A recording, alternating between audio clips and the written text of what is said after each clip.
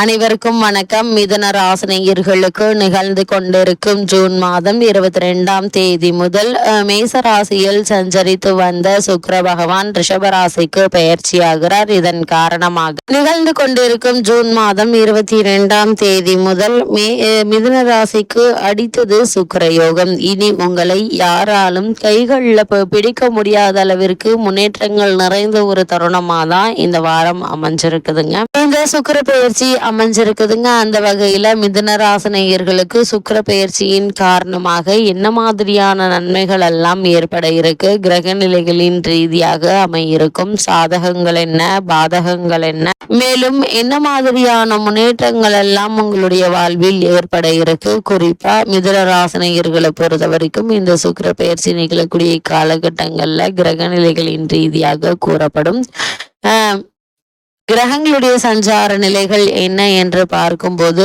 ரிஷபத்தில் சுக்கிரனும், மிதுனத்தில் சூரியன், குரு, புதன், சிம்மத்தில் செவ்வாய், கேது, கும்பத்தில் சனி, ராகு ஆகிய கிரகங்கள் இணைந்து சஞ்சரிக்கிறாங்க. இந்த கிரகங்களுடைய சஞ்சார நிலைகளின் காரணமாக மிதுன ராசினியர்களுடைய வாழ்வில் குடும்ப சூழ்நிலை ரீதியாக உத்தியோகம், தொழில், வியாபாரம், கலைத்துறை, அரசியல் துறை, மாணவ மாணவிகள், விவசாயத்துறையினர், பெண்மணிகள் என அனைவருக்குமே என்ன மாதிரியான நன்மைகள் எல்லாம் ஏற்பட இருக்கு என்பது குறித்தான முழுமையான பதிவு தான் இந்த வீடியோல நம்ம விரிவா பார்க்க போகிறோம். அதற்கு முன்னாடி சுக்கிர பகவானை பற்றி சற்று விரிவாக தெரிந்து கொள்வோம். சுக்கிர பகவானை பொறுத்த வரைக்கும் கிரக பெயர்ச்சிகள் என்பது ஒவ்வொருவருடைய ஜாதகத்திலும் முக்கியத்துவம் வாய்ந்ததாக ஜோதிடத்தில் கூறப்படுகிறது. அதிலும் ஒரு மனிதனுக்கு இல்லற இன்பம், மன மகிழ்ச்சி, ஆடம்பர வாழ்க்கை, வசதி வாய்ப்புகளை தரக்கூடியவர்தான் இந்த சுக்கிர பகவான். அது மட்டுமில்லாமல் இந்த ஜோதிடத்தில் சுக்கிரன் சுபகிரகமாக பார்க்கப்படுகிறது. பொதுவாக சுக்கிரன் அமர்ந்திருக்கக்கூடிய இடம் சில கிரகங்களின் தாக்கம் ஜாதகத்தில் அமைந்திருக்கும் இடம் என சில காரணங்களால் மோசமான பலன்களை தரக்கூடியதாக இருக்கும். சுக்கிரன் மோசமானதாக அமைந்தால் அந்த ஜாதகக்காருக்கு வாழ்க்கையில் ஏற்றத்தாழ்வுகள் சந்திக்க நேரிடும். அதற்கான எளிய பரிகாரத்தையும் இந்த பதிவில் தெரிந்து கொள்வோம். அந்த வகையில் ஜோதிடத்தின்படி சுக்கிரன் சிறப்பாக அமைந்திருந்தால் பொருள் வசதிகள், திருமண வாழ்க்கை, ஆற்றல், அழகு மற்றும் காதல் விவகாரங்களில் இனிமை போன்றவை தருவதற்கான வாய்ப்புகள் அதிகம் உண்டு. ரிஷபம் மற்றும் துலாம் ராசிக்கு அதிபதியான சுக்கிரன் மீன ராசியில் உச்சம் பெற்றும் கன்னி ராசியில் நீச்சம் பெறுகிறார். இப்படிப்பட்ட இத்தருணங்கள்ல சுக்கிர பகவானுக்குரிய புதன், சனி, ராகு, கேது ஆகியவை நட்பு கிரகங்களாகவும், சூரியன், சந்திரன், செவ்வாய் ஆகியவை கிரகங்களாகவும் பகை கிரகங்களாகவும் ஒவ்வொரு ராசியிலும் சுமார் 23 நாட்கள் சஞ்சரிக்கிறார் சுக்கிர பகவான். அது மட்டும் இல்லாமல் சுக்கிரன் மோசமான நிலையில் இருந்தால் என்ன மாதிரியான பலன்களை எல்லாம் நாம் சந்திக்க நேரிடும் என்று பார்க்கும்போது மிதுன ராசினியர்களை பொறுத்த வரைக்கும் சுக்கிரன் மோசமான நிலையில் அமர்ந்திருந்தால் வாழ்க்கையில் பல சிக்கல்களை நீங்கள் எதிர்கொள்ள வேண்டியிருக்கும்.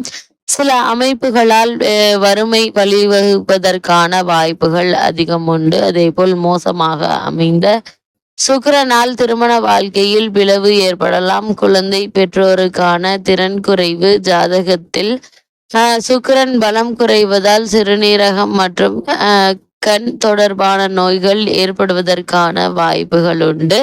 இப்படிப்பட்ட சுக்கிரனுடைய அருளை பெற நாம் இந்த தருணங்கள்ல என்ன செய்ய வேண்டும் என்று பார்க்கும்போது ஜாதகத்தில் சுக்கிரன் வலுவாக இல்லை எனில் வெள்ளிக்கிழமைகள்ல சுக்கிரன் பகவானுக்கு மிகவும் விருப்பமான வெள்ளை அல்லது இளஞ்சிவப்பு ஆடைகளை அணிய வேண்டும். இதனால் சுக்கிரனின் தீங்கு பலன்கள் குறையும் என நம்பப்படுகிறது. அது மட்டுமில்லாமல் சுக்கிரனுடைய பலம் அதிகரிக்க ஐம்பொன்னில் வைரம் பதித்து அணிவது நல்லது. அதே போல் 33 கோடி தேவர்களின் அருளை பெற வேண்டுமானில் காமதேனும் எனும் பசுவை வணங்குவது அவசியம். பசுவுக்கு விருப்பமான உணவு வழங்குவது சிறந்தது. அதே போல் வெள்ளிக்கிழமைகள்ல வெள்ளை பசுவுக்கு உணவளிப்பதால சுக்கிர பகவானின் அருள் பிரசாதத்தை பெற்றிடலாம், அது அருட்கடாட்சத்தை பெற்றிடலாம். பசுவுக்கு உணவளித்து வருவதால் சுக்கிரனுடைய பலம் அதிகரிக்க தொடங்கும்.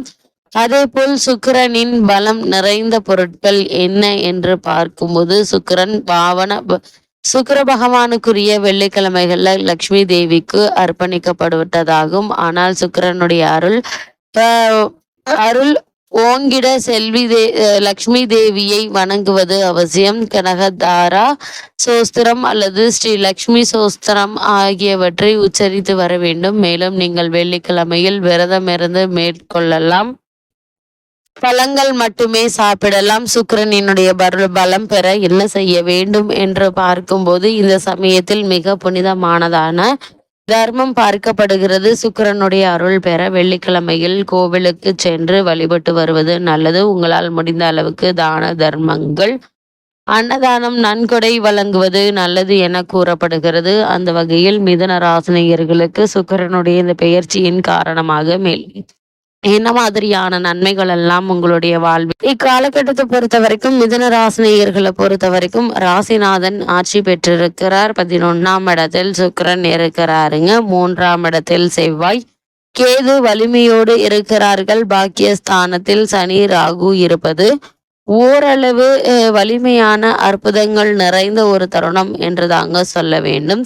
குரு பார்வையால் பாக்கியஸ்தானம், பூர்வ புண்ணியஸ்தானம் பலம் பெறுகிறது. இந்த அடிப்படையில் இந்த காலகட்டம் முழுவதுமே பிரச்சனைகள் குறைவாகவும் சாதகங்கள் அதிகமாகவும் உள்ள ஒரு தருணமாக தான் அமைஞ்சிருக்குது. நீங்கள் மேற்கொள்ளக்கூடிய காரியங்கள் எதுவாக இருந்தாலும் அவற்றில் நிச்சயம் உங்களுக்கு வெற்றி கிடைக்குங்க. குடும்ப பொருளாதார நிலையை மேம்படுத்துவதற்கான முயற்சிகளை மேற்கொண்டு வரும் மிதுன ராசினியர்களுக்கு சிறு முயற்சியிலேயே வெற்றி கிடைப்பதற்கான சாத்தியக்கூறுகள் நிறைந்த ஒரு தருணமாக தான் இந்த சுக்கிர பெயர்ச்சி அமைஞ்சிருக்குதுங்க. காரணமே இல்லாமல் உங்களுக்கு மறுக்கப்பட்டு வந்த பதவி உயர்வு, ஊதிய உயர்வு, உத்தியோகத்தில் கிடைக்க வேண்டிய சலுகைகள் ஆகியவற்றை தற்போது நீங்கள் தாராளமாக எதிர்கொள்ளலாங்க. இத்தருணங்கள்ல நல்ல ஒரு முன்னேற்றம் உங்களுடைய வாழ்வில் ஏற்பட இருக்கு. அது மட்டும் இல்லாமல் ஜென்ம குருவை நீங்கள் மறந்துவிட வேண்டாங்க.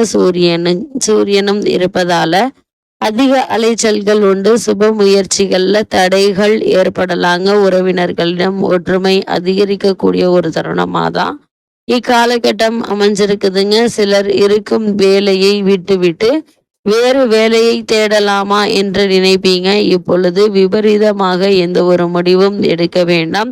அப்படி ஒரு நிலை இருக்கும்போது முன் அனுபவம் உள்ளவர்களிடம் ஆலோசனை பெற்று அதற்கு பிறகு அதற்கான முயற்சிகளை மேற்கொள்வது மிக மிக நல்லது என்பதை கிரகங்களுடைய சஞ்சார நிலைகள் தெளிவாகவும் உறுதியாகவும் எடுத்துக்காட்டுது. பூர்வீக சொத்து சம்பந்தமான வழக்குகள் இருந்துச்சு அப்படின்னா அந்த வழக்குகள்ல சாதகமான தீர்ப்பினை தற்போது நீங்கள் எதிர்பார்க்கலாங்க. இந்த காலகட்டத்தை பொறுத்த வரைக்கும் மிதுன ராசினியர்களை பொறுத்த வரைக்கும் ஜென்ம குருவை மறந்துவிட வேண்டாங்க. அதனால் திருமண சம்பந்தமான முயற்சிகளை மேற்கொள்பவர்களாக இருந்தீங்க அப்படின்னா வரனை பற்றி தீர விசாரித்து அதற்கு பிறகு வரனை நிச்சயிப்பது மிக மிக நல்லது என்பதை கிரக நிலைகள் மீண்டும் மீண்டும் அறிவுறுத்தது. இக்காலகட்டங்கள்ல சூரியனும் இருப்பதால் அதிக அலைச்சல் உண்டுங்க. சுப முயற்சிகள்ல ஏற்பட்டு வந்த தடங்கல்கள், தாமதங்கள் நீங்கி நல்ல ஒரு முன்னேற்றம் ஏற்பட இருக்கு.